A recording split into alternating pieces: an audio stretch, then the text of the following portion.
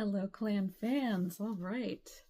Episode 3 of Blood of My Blood premiered, and I will say, the ending especially, oh, shocking and also bleh.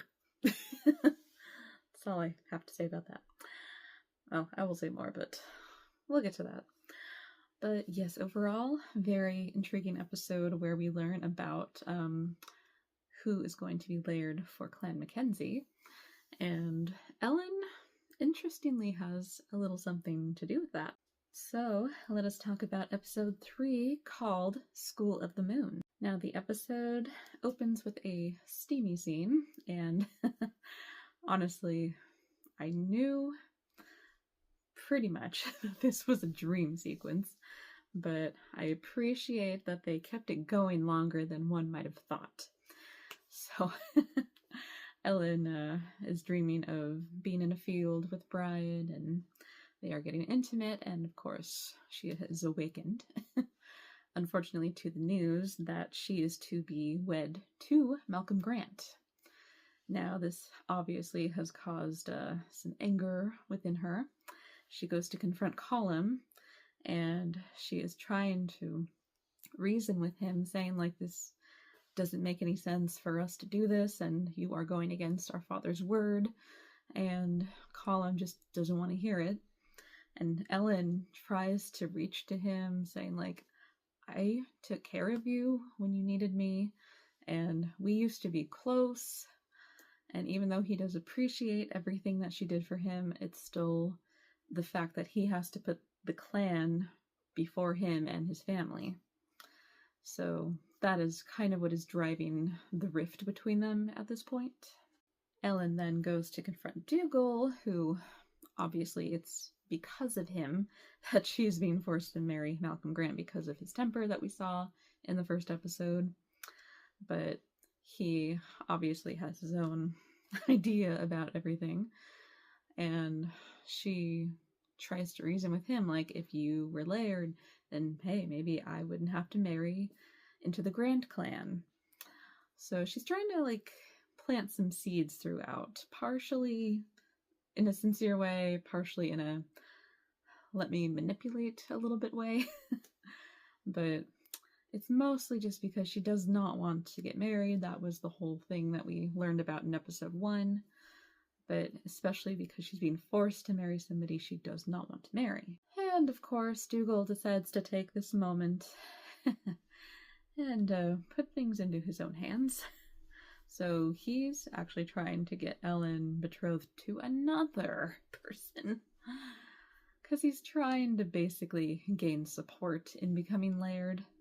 And in doing this, it's technically would not end well, realistically, but he's so hot-headed and so sure of himself, so. But yes, he's trying to attempt doing that, basically going against Colum, and it's causing some conflicting issues between the brothers, and of course Ellen, who is unfortunately caught in the middle of all of this.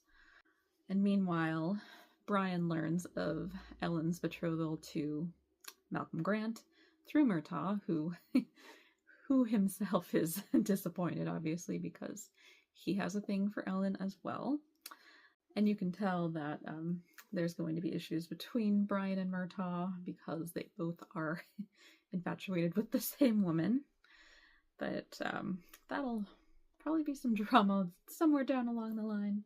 At one point, Ned goes to talk to Ellen, and he agrees things are kind of getting out of hand with the whole who's getting married to who, and then all the plays that the brothers are doing. And Ned also just kind of feels like he's letting down her father. We also do actually in this moment get a flashback of what Jacob MacKenzie was like as a father to his children, specifically to Colum and Dougal, who at that point were also trying to prove to him who would be the best laird. To test their worthiness, Jacob actually sends them out on a cattle raid on their own. He's not going to be involved in it. So this is the first time that the brothers have to prove to him that they can be a leader. And as expected, it does not go well. So Colum returns and he is injured very badly on his leg, and they're not exactly saying what happened, but Jacob still reprimands them, and he wants to know like why Colum is so weak and all. He's just a really harsh father, which is interesting because in the first episode, when we see him with Ellen, he has a much more tender heart towards her. But towards his sons, he is very, very harsh, very strict, and he is not afraid to basically break them down. And it could be a way to like see who can stand up to him and prove that they are a good leader. But at the same time, this way of behaving towards them, it causes a really bad relationship between him and his sons. And it explains why they are the way that they are. Like later on, while Colum is trying to explain to his father what really happened, we learn that Dougal decided to go astray and try to attack the McDonald's, and then a good amount of the men followed him, and it caused problems, and there were shootings, and that's what happened with the horse that Colum was on, and he fell and hurt his leg. And even though Jacob hears the story, he still questions like, well, why did the men follow Dougal and not you? And it's like, oh, sir. It's like, can you show a little bit of compassion towards your son? He is injured. He is not doing well. And the best you can do is break him down more. I know this is how they were back then. This is why so many generations are still healing from all of this trauma that people had to put up with for centuries. Anyway. But yeah, Colum really wants Jacob's approval, but he evidently is not going to get it. And Dougal does get punished for leading the men astray, but at the same time, Jacob realizes, like, he's never going to be able to knock any sense into Dougal, so he gives up. This is kind of the turning point where we realize why he wasn't able to name an heir. And Ellen just sees all of this, so she understands what they went through. She understands their personalities and their characteristics. But it's also interesting because, kind of like what her father said in the first episode, minus the odd comment he gave, how she's so much like her father, she really would make a good laird. And we see that in this episode, because she actually concocts an idea that she gives to Ned, and this ends up being a pivotal moment in Colum and Dougal's relationship and also for Clan MacKenzie. So she gives Ned the idea, he talks it over with them, we don't see that off screen, but when they're having the gathering and they're having the oath swearing ceremony, the brothers enter the room. Colum speaks, and he says that even though he is not able to do things with his body, he still has a great mind who can lead.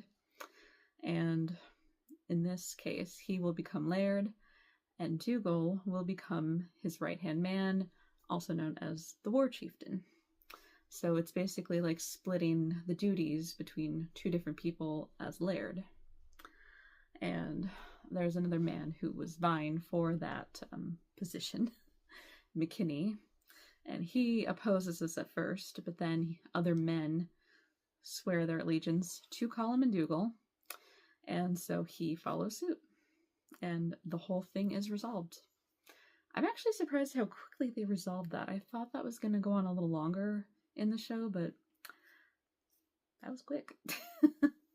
And I know there's still a lot more to see, but I thought that aspect would have lasted at least maybe till like middle of the season. I suppose that would have become tedious after a while. I don't know. Anyway. So yeah, they resolved that, and it's actually interesting to see Colum and Dougal come together at the end. and put aside their differences because they want to do what's best for the clan. For the most part with Dougal, he's iffy, we know that. What I found most impressive with this plot point, though, is how Ellen had so much of a hand in making this happen. What we see in season 1 of Outlander between Colm and Dougal and their positions at Castle Leoch, this is because of her. Like, I honestly did not know how much of a hand she had that. That's actually really impressive. And yeah, it really shows that she could have been Laird. She is smart. She's very intelligent. Like, again, the rules back then were frustrating. So yeah, we didn't get too much of Brian and Ellen in this episode other than the dream sequence. And of course, Brian learning that Ellen is to be married to Malcolm Grant. And this is news that he and Murtaugh go to report to his father. The most disgusting. I'm not even going to tell you about that scene because yeah, that man is major creep. Anyway, he learns all about this, the betrothal and everything, and he doesn't like the idea that the Mackenzies might form an allegiance with the Grants because the Grants are his ally, and that's a problem in his eyes. So he decides he's going to go rake the Mackenzie name through the mud, which we don't see in this episode. He's planning something, but we'll probably see what that is in the next episode. But yeah. It's actually kind of funny because Murtaugh's like, oh, cool. Actually, if this doesn't work out, maybe now I have a chance with Ellen. Oh, Murtaugh. If only you knew. I also wanted to cover Henry and Julia's story, so we don't see too much of them in this episode because it mostly focuses on the Mackenzies, but we do see that Henry is still trying to find Julia, and Ned actually takes him to a brothel, and he introduces him to Una, and she is going to help him try to find this woman that he has described, which I don't know how that's going to work exactly, but I suppose she has connections, so we'll see. But Julia, in the meanwhile, is dealing with her pregnancy, and she has to hide it. Mrs. Porter is obviously suspicious because Julia has not bled since she has been at Castle Leathers, and Julia tries to say, like, no, I'm not pregnant. There must be other reasons why I'm not doing that. But she has to harbor the secret to herself. And it's awful because we hear in a voiceover at the end that there's not much of a choice she has. She can't escape. She's constantly being watched. And if she does give birth to the baby there, then Lord Lovett is going to try to get rid of it, which is horrible. So Julia unfortunately has to devise a plan, and she asks Henry for forgiveness in the letter that she is writing him that he will never get, but she asks for it nonetheless, and she goes to Lord Lovett's room and basically offers her body to him. Yeah. Yeah. Can't get that image out of my head, sorry. Yeah. Oh, I understand why she feels she has to do it, but at the same time, oh, he's like the worst man you'd have to do that with. Ugh. Ugh. Okay. Anyway.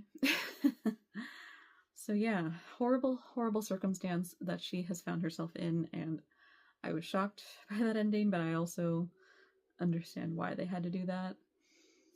It's just awful, regardless, but